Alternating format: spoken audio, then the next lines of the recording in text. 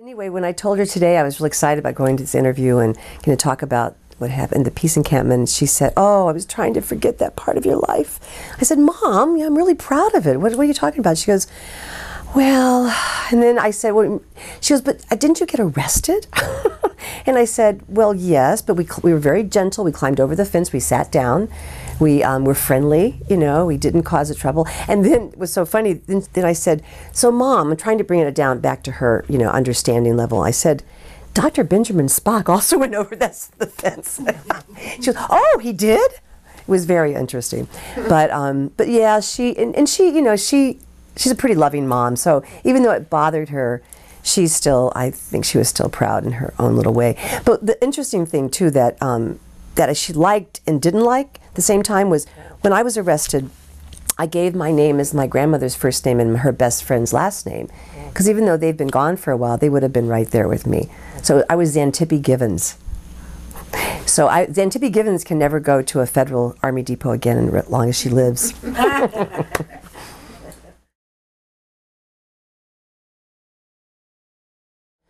Well, I was living in Somerville, Massachusetts, and I was in a group called the Somerville Producers Group, which we put out a show every other week live called Dead Air Live, and in the Somerville Public Access, and it's one of the oldest public access facilities or organizations in the country. It was started in '72, which is really a long time ago. And this group, Somerville Producers Group, had men and women in it, and one of the women that had just joined was her family was from Australia. And she and I really connected. And her name was Martha Mollison, really wonderful woman. She's moving from Australia to Portland this winter. And she said, "You know what? There is this really cool thing. I just heard about it. It's a women have bought land, and it's near this Army depot, and they're protesting the cruise and Persian missiles. Let's make a documentary."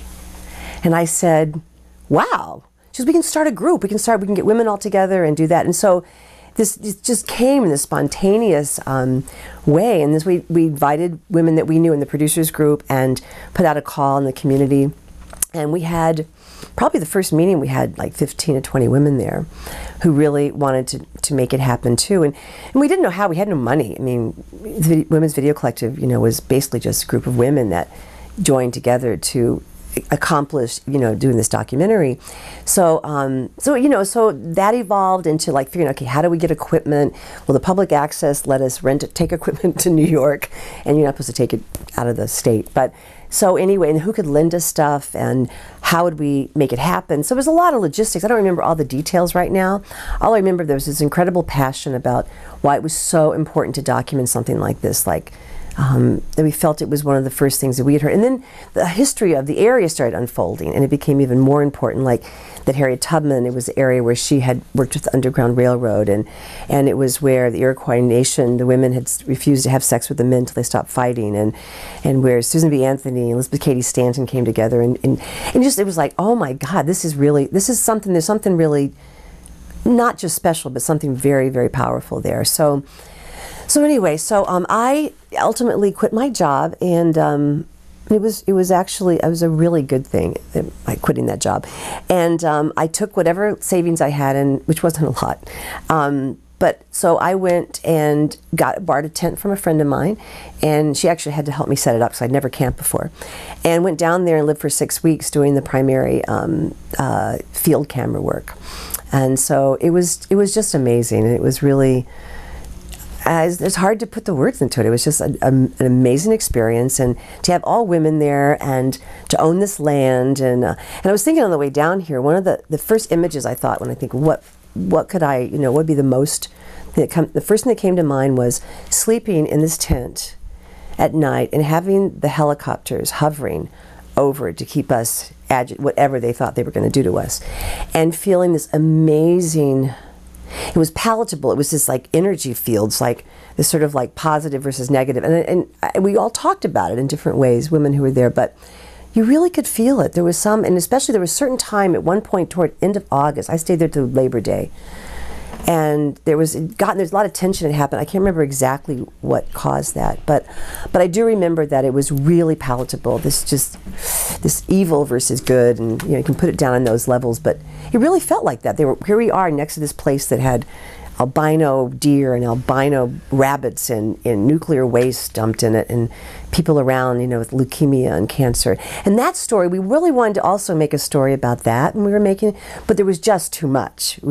Our focus was on, you know, the Women's Peace Encampment and the efforts there by the women, but that was another story that really needs to be told about how dangerous that area has become for people, and how in denial they are for the most part. But I'm not sure if anything's happened in the last 20 years, but boy, it's a pretty nasty place to grow up around. So I came to Boston to get my master's degree, and I got my master's degree in feminist therapy at Goddard. They had a master's program in Cambridge. And so I was involved in the women's community there, and I really wanted to do work, and I got a job actually. I wanted to do work in the community. I felt like rather than stay just in the women's community, I wanted to do work to help, especially with kids, to help them sort of really open up their minds and sort of shed some of their stuff. So anyway, I got a job directing the Somerville Youth Program, and within this program, as the director, I had to be responsible for what everyone was doing, and these kids started taking this, they wanted to do a video show, and I'm like, what is this stuff? I had no idea. And so I took a class in it to sort of learn, and I got hooked, completely hooked, and made a decision. Reagan was cutting all the programs at that point. I was doing nothing but layoffs practically, and I saw all of our programs shrinking. And it was too much. So it felt like I need to go and do something that allows me to do social change, but also be creative. I felt like so those two things. So in 81, I left the youth program, and in 82, started doing music documentaries using my retirement, because I was only 31. I thought I'd never retire, you know. I was way too young for that. So anyway, so that I had just started doing video. So my answer to that is that I was a real newbie. I'd worked in live studio settings and had that down pretty well, but had never edited really, just a little bit, and just started doing some, you know, had done some producing, but again, so it was just like jumping in the fire and, you know, just doing it. So a lot of us learned on the job. For most of us women, it was on the job training.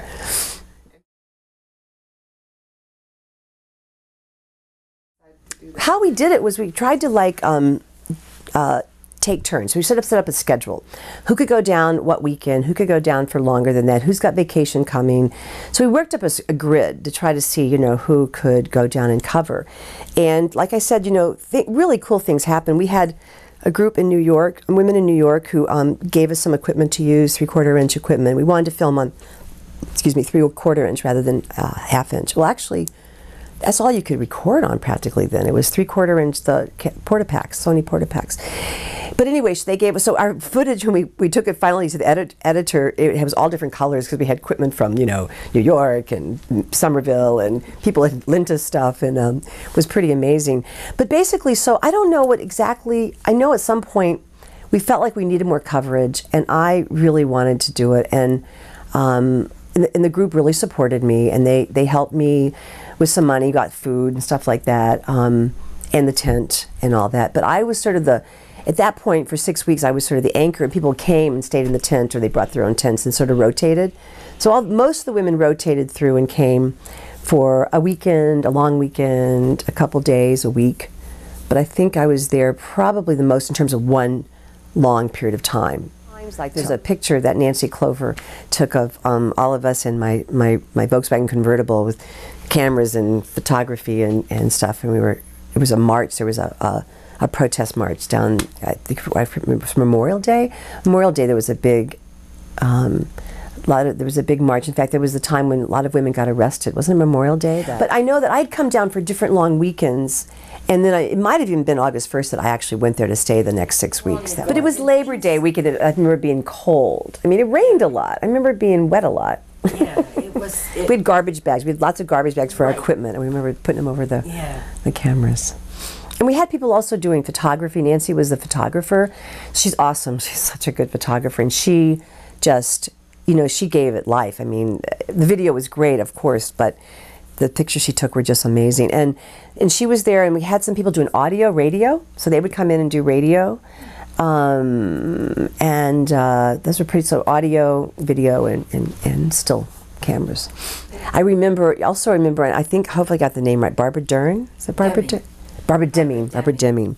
And I remember one of the things, it was really important for me, because I'm a process person and I come from social work rather than just film and video, is that it was important for me to show the women who wanted to see what we had filmed. So I set up, I remember there was a building, not the main house, but there was a building, the barn, yeah. And would set up the camera and play back for people that wanted to come. And I remember we had interviewed Barbara Deming. We had a great interview with Barbara Deming. I know she's in the... And I hope we have the raw footage of that, because it was so powerful. And I remember her sitting on the couch in the barn watching it, and she just had this, she was, I think she'd ever seen herself often on video, but I remember her saying, I look like my brother. I remember her saying that, but it was really empowering to have women be able to sit there and look and see what the action was that day, see what happened when people went over the fence, and see what was going on. So we also felt like we were, there's a term for it, actually legal observers with the camera, because the camera is objective on. I mean, you can choose where you're pointing it, but the truth is, in raw footage, that is your legal, observer, and that was really important, I think. And I don't know what impact it had, but I think when you've got cameras out, people are a little more hesitant to be total jerks.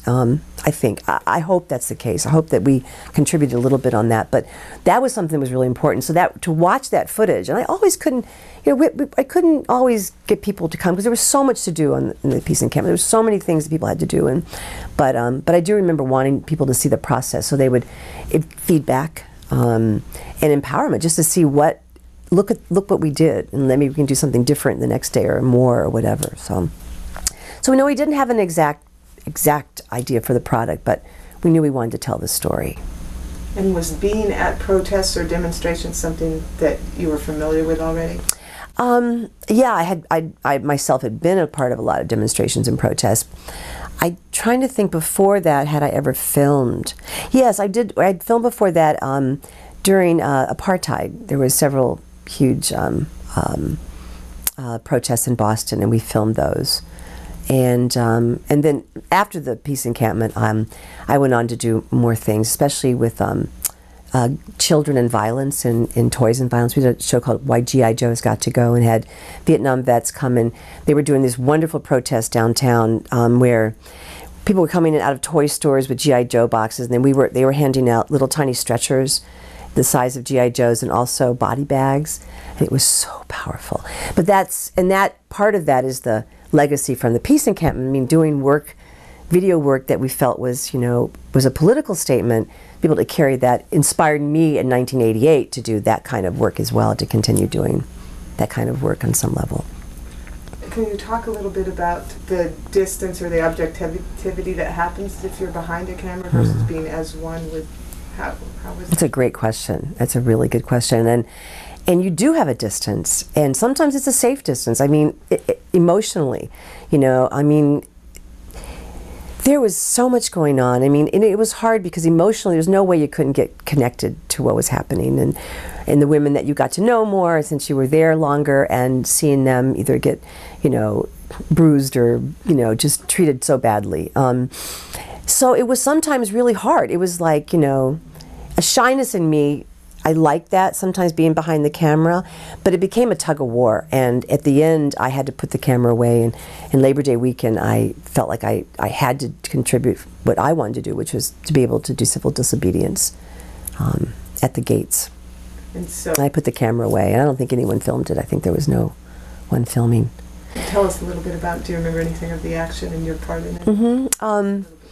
Yeah, I remember that it was getting really cold. I remember that. I remember and we went to the gate, and I don't know if I knew exactly I was going to do it. I wasn't positive, but at the time, just it was the right thing to do. It was what I had to do. But we climbed over and we sat down, and they, of course, were more than happy to put those really tight little elastic things around our arms and our hands, and took us to the jail, and we had to say who we were, and I said Xanthippe Givens, and they sort of, at that time I think we had given them a great history lesson, because women were using all these wonderful women in history. I remember there was one story of someone telling me that they said, I'm Susan B. Anthony. They said, no, you're not. We know who that is. So if nothing else, the guards got a great lesson in famous women and Anyway, but I remember it was, you know, it was really cold, but it was just, it was a really sense of strength, and I was really proud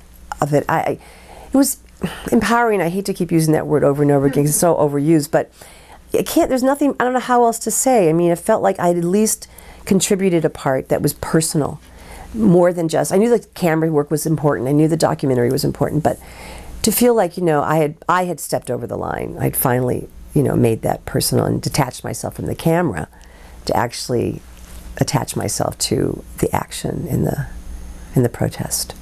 Was that something that you all talked as a group about? I know we talked about it, but I don't remember if it was. I think it was always, if people wanted to do that, fine. I mean, we were politically driven. We weren't, documentary now is like the new narrative, and it's so exciting that documentary has finally found this place in our society in this great way. But at the time, there was a real, like, if you're a documentary maker, you are objective, and you do not, you have to show both sides, and you have to be, we weren't. I mean, we knew that from the beginning. We were not coming there to be totally objective. Otherwise, we did get some interviews with people from the town, and it's been a long time since I saw it. I'm really frustrated. I've got to find my copy or call Judy and say, I need a DVD. I'm so glad she kept the 1-inch, I think, right? You guys, Judy Kellerman? Yeah. She was our archivist, and I'd never, anyway, I'm getting off track. But I don't, I just think it was a personal decision if we could or not. But I remember that, it's just the question of when you're behind the camera, and when, because you become detached automatically from that. And I remember wanting to sing the songs and the chants and knowing that I really couldn't, because then it would drive out, all you'd hear is my bad voice. But anyway, but there was times when we had to set the camera aside and be a part of it. So I think we worked in both those worlds. Did you have any interactions with the townspeople that weren't you filming them? Did they respond to cameras being there? Or you being They didn't like cameras. It was really hard. I remember, and this was, everyone shared this, I think, on some level, of wanting to, we were kind to people. I don't remember people being unkind. I mean, really trying to sort of help educate them, or at least explain why we were there in a way that they could hear. I remember being really impressed by that. But I don't remember any specific conversations.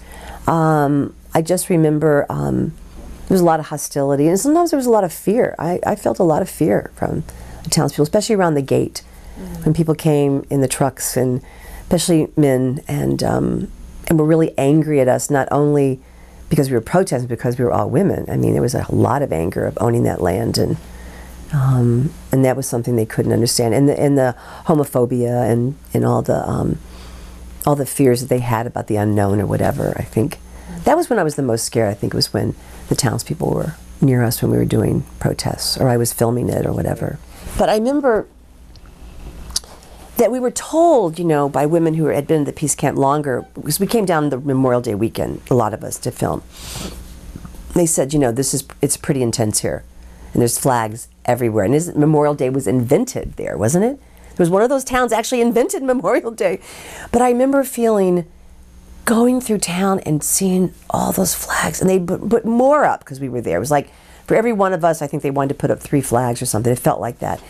And it felt so oppressive. I remember feeling so oppressed by the flag. The image, the symbol of the flag was just so negative at that point, because they were just using it to sort of bludgeon us symbolically, and like we had no right to protest. Yeah, the flags were everywhere. That whole summer it seemed to be, and waving them at us, and trying to, and using them to, yes. Jabbing. Boy, what a metaphor. Oh my God, what a metaphor. Yeah. Let's use. Because what happened was I arrived. Now that I wish I wish I'd kept a diary. That would have really now it'd be great. But I think I was there until like I'd left for a weekend. I'd gone back or something. I remember arriving right after it happened. We heard about it, and no one had cell phones back then. I know how we.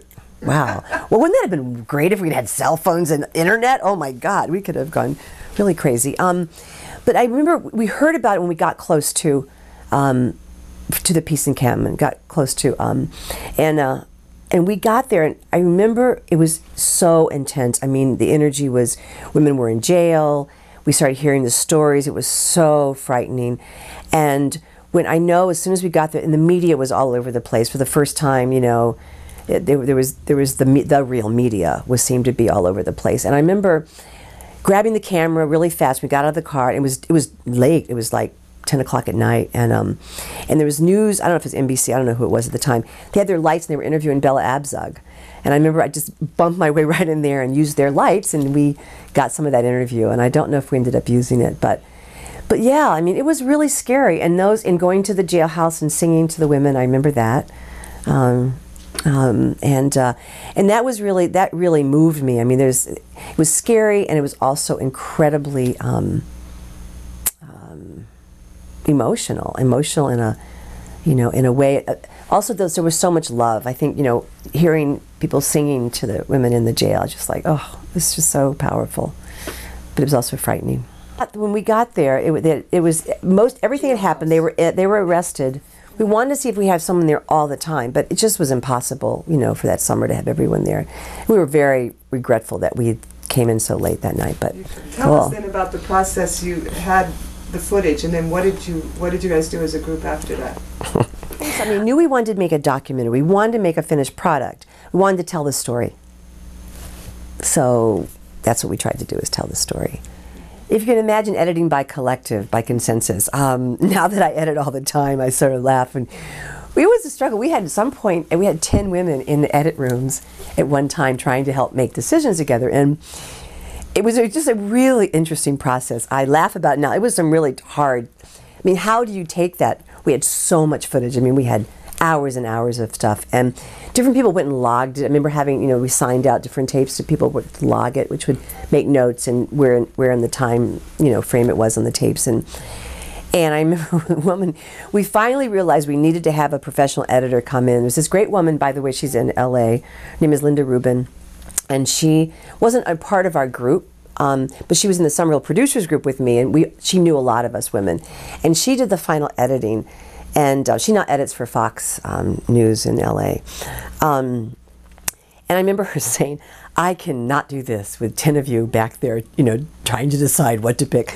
So at one point, I think we had to go, okay, we had to finally turn over and just sort of let go. But when you edit, I mean, if the three of us had the same footage and we sat down separately at the same computer in the same program, we might make 3 different choices. And that's what it's all about. I mean, in the editing process, you really tell the story. I mean, yeah, you have to have the footage to tell the story with, but you can really, that's where the manipulation comes in, that's where the magic happens. The good stuff and the bad stuff can happen in terms of taking footage and put it somewhere where it's really, you know, we see that in the advertising and stuff all the time. But I think we finally got it, that we can't do it that way. We knew what we wanted, we had a script. I know we worked on what we wanted to have first and second and third and all that, and talked about it a lot. But finally we just got to the point, this is going to be made, and this is going to happen.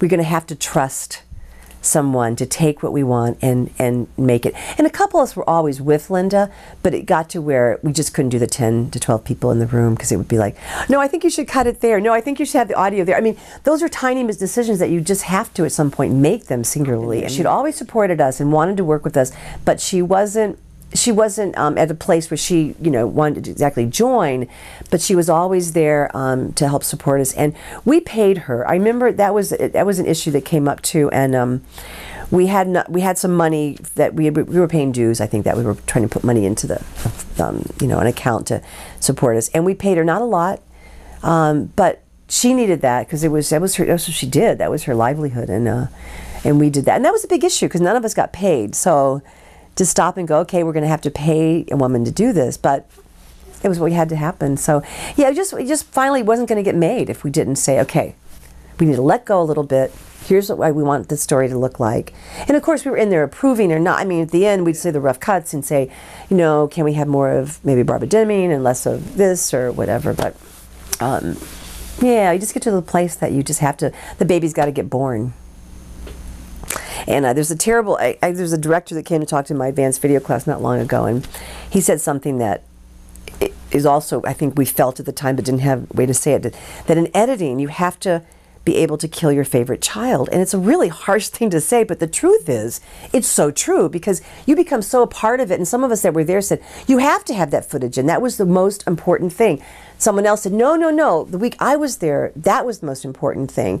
So at some point, someone else has to step in and go, okay, you don't, you're too involved in it. You're too subjective. You gotta. So Linda was perfect because she supported us. She wanted, she knew what we wanted, and yet she hadn't been there and had more of the objectivity to say, this is how you need to tell the story if you want your audience to be able to get it and want it to be shown and all that. So we had to make some concessions to stuff that we wanted to be longer or different things, but you have to do that. You have to be able to kill your favorite to make it happen.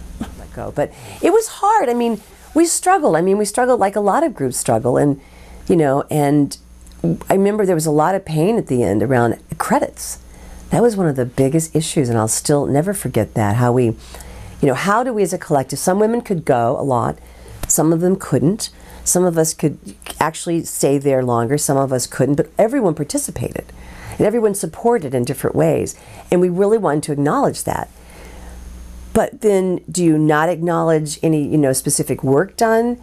So we ended up doing it alphabetized, I think. I think we literally, and that was really hard, and we struggled with that, and it was hard for, it was hard for me to let go of, because some of us really wanted to, we found our lives, we found our careers doing that. So I remember it was hard. It was a lot of tears and a lot of anger and a lot of joy too, but we went through a lot of pain that end to pull it all together, and I remember that. And I think a lot of women, if you ask them about that, they would probably remember those meetings that went on and on. But things turned out well in the end. In fact, one of the women I had struggled with the most about just how do you acknowledge the people's contributions specifically, and then not lose the group thing. And she and I came at odds with each other. And later on, actually, I was running a distance learning TV studio in Cambridge and hired her, and we just made a great connection, and sort of reinvented our friendship. So everything turned out wonderful, but it was hard. Just how do you, working in a collective is working with consensus is you have to do a lot of work to make that happen, and we were new at it. So, but we were really happy with how it came out, and I don't want to paint it as all being bad, because it wasn't. But I remember there was those painful meetings that people left crying, and how do we, we all, because you put so much into it. There's so much that you pour into this thing, this project, this statement, and some of it I think was let down too. How, and when I'm trying to remember when we knew that the Pershing and cruise missiles were going over. Did it happen after? Was it October, November that they ended up going over? And that was really hard. I know it was hard for all of us, anyone who was there, and people that lived there stayed there a longer time. But personally, for me, what I remember, just feeling really devastated, because we felt like, we really there was a chance to make a difference, and I know we did make a difference, but we didn't stop. We weren't able to stop that action. And I remember feeling like I could work globally and change things around the world, and then had this cathartic moment, said, I may not be able to do that, but I can do it locally. And I remember it sort of really changed my political perspective at the time, and felt like I had to start doing things in my hometown. And that's when I started working more with teens and doing video, and sort of working with them to sort of help them have voices and stuff. So for me, I remember the outcome was really disappointing, and yet it turned into something that was really powerful.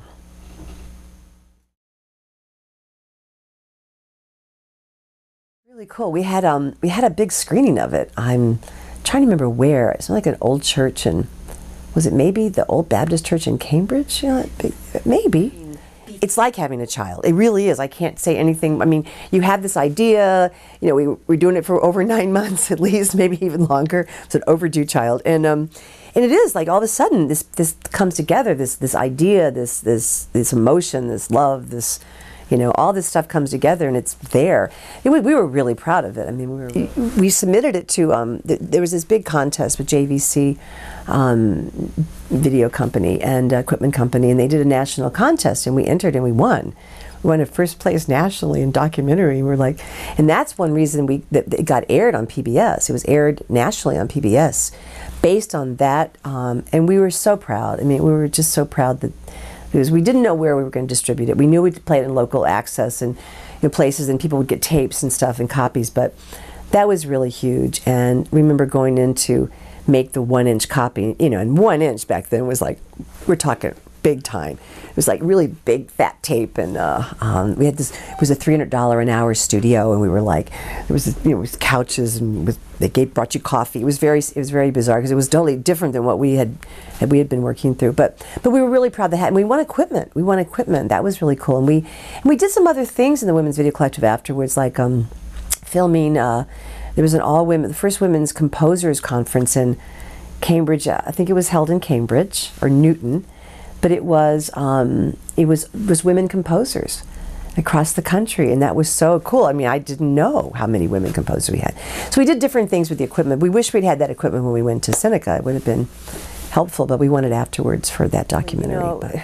And then one of the stories I was thinking about, actually, I wanted to share, is that we a couple of us had kids before, but most of us hadn't had children, and we started getting pregnant at different times, because we were all, in our early 30s or whatever, and we all had boys. And we laughed and we said, God said, she just said, we got to give these boys to feminists to raise, because it's really, maybe that'll help change. And we loved that we ended up sort of like, no girls, this is so weird. But anyway, but I got a great son who's got a great heart, and he's definitely a feminist, so it's a good thing. We've all sort of gone off into our own places, but I know that we were forever changed by that. I mean, Judy stayed in public access, and she's been working as a public access director for a long time. I know Glynis Lohman, who's still in, she's probably in Watertown. I think she's in Watertown. But I know that she went on to continue to do a lot of video stuff. And Nancy, but, it's a time in our lives that we're just really changed. It's also all the ripples that come from it. I mean, the ripples were all so different. And I think sometimes I haven't connected the dots. I mean, I know the dots, and when we sit and start talking, I'm thinking, after that, a group of us in the city of Somerville, women, started a whole thing on a group of, it was for Voices of Women and Children. And we started this whole group in the city to look at people running for office, and to really, stand up and what are the issues that affect women and children. That was something that came from several of us that had been part of the peace encampment. And I remember things like 8 hugs a day for healthy. Remember the signs? 13 hugs a day. 13 hugs a day. Right. And I tell my students that all the time, make sure you get, you got to get those hugs in. And the other thing is webs. Webs and spirals. Those are the things that I know I've carried on. But the webs, all the different, the women weaving the webs and all that stuff. And it's just these things that sort of become a part of your own mind and culture, and you sort of forget where you got that from. And the other